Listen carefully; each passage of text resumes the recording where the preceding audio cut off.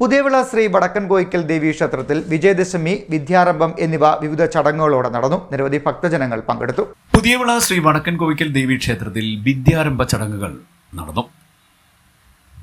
രാവിലെ 7 മണി മുതൽ പൂജയെടുപ്പ്, തുടർന്ന് വിദ്യാരംഭം എന്നിങ്ങനെയായിരുന്നു പരിപാടികൾ നടന്നത്.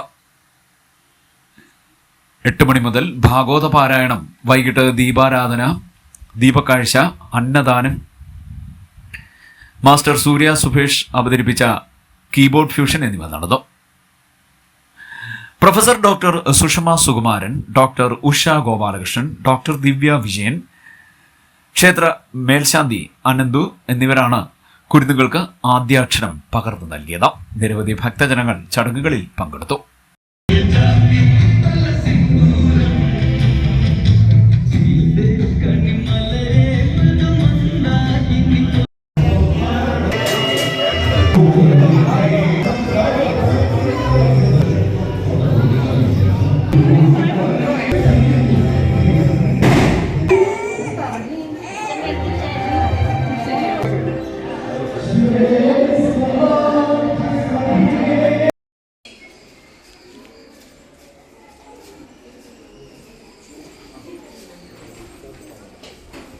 ആകാശ തിരുവോണം